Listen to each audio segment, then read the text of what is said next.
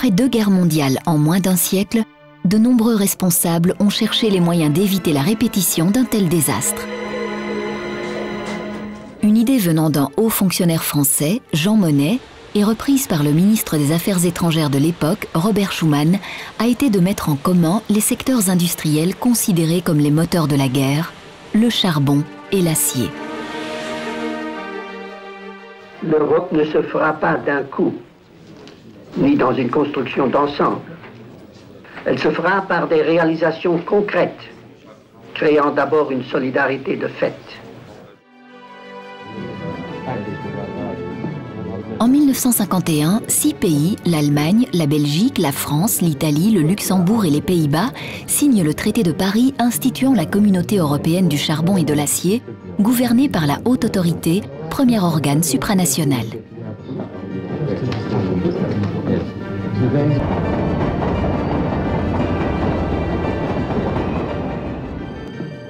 Les dirigeants européens souhaitent aller plus loin et signent le 25 mars 1957 à Rome les traités instituant la CEE, la Communauté économique européenne, et l'Euratom, la Communauté européenne de l'énergie atomique.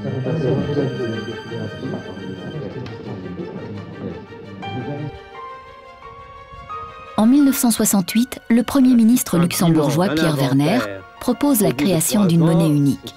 Publié en 1970, le rapport Werner demande la réalisation progressive étalée sur 10 ans d'une union monétaire. Mais 1 an plus tard, les États-Unis dévaluent le dollar. Survient ensuite la crise du pétrole. Le plan Werner est suspendu.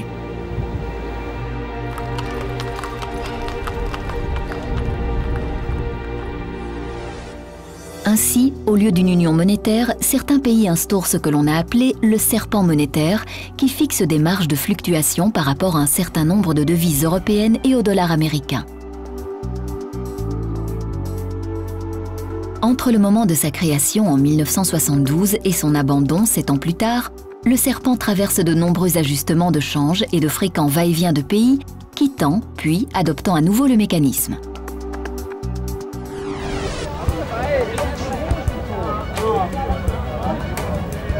En 1979, l'Union économique et monétaire connaît un nouvel élan grâce à la création du système monétaire européen et de l'écu.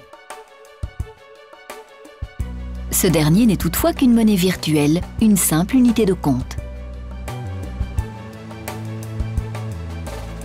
Au sein du système monétaire européen, les États membres décident de maintenir leur monnaie à l'intérieur d'une marge de fluctuation de 2,25% de part et d'autre d'un cours pivot de référence. C'est le début du mécanisme de change. Le respect de ces marges n'est pas toujours une tâche facile pour les divers gouvernements de l'époque. Ainsi, entre 1979 et janvier 1987, 37 réajustements monétaires ont eu lieu. En 1986, les États membres signent l'Acte unique européen qui apporte les premières modifications au traité de Rome.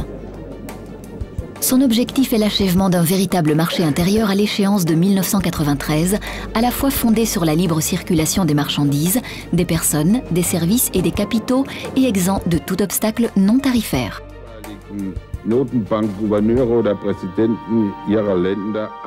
En 1988, le président de la Commission européenne, Jacques Delors, est chargé de présider un comité dont les travaux serviront de base au traité de Maastricht.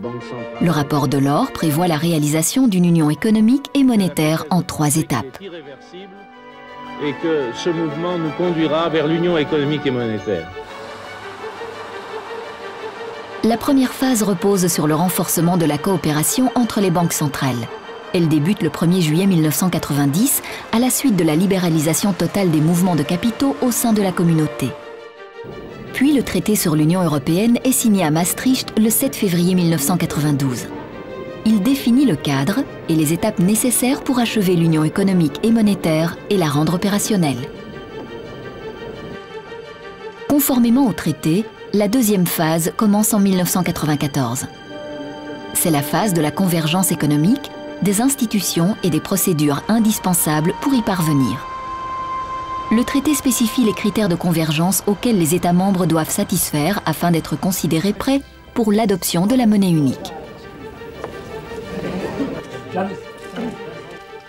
L'Institut monétaire européen est créé le 1er janvier 1994 à Francfort.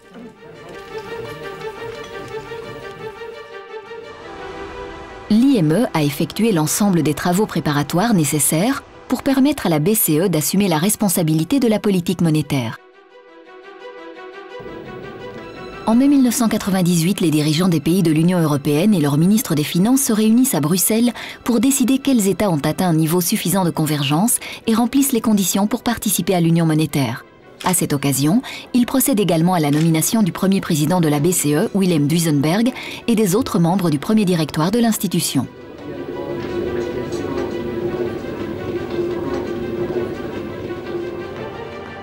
La BCE est créée le 1er juin 1998 et remplace l'IME. Son siège, comme auparavant celui de l'IME, se trouve à Francfort. La BCE et l'ensemble des banques centrales nationales de l'Union européenne constituent le système européen de banques centrales. L'euro voit le jour dans la nuit du 31 décembre 1998 sur la base des taux de conversion fixés de manière irrévocable entre les monnaies participantes. La Commission calcule la valeur dans chacune des monnaies nationales de l'Union. La troisième phase démarre le 1er janvier 1999 avec l'introduction de la monnaie unique et le transfert des compétences monétaires des banques centrales nationales au Conseil des gouverneurs de la Banque centrale européenne.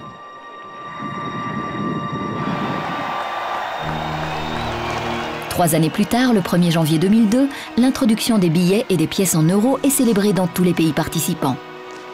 Des files se forment devant les distributeurs de billets, chacun souhaitant être le premier à avoir la nouvelle monnaie en poche. 3 années durant, l'euro avait été la monnaie officielle des banques, des entreprises et des marchés de capitaux. Il appartient désormais à chacun d'entre nous.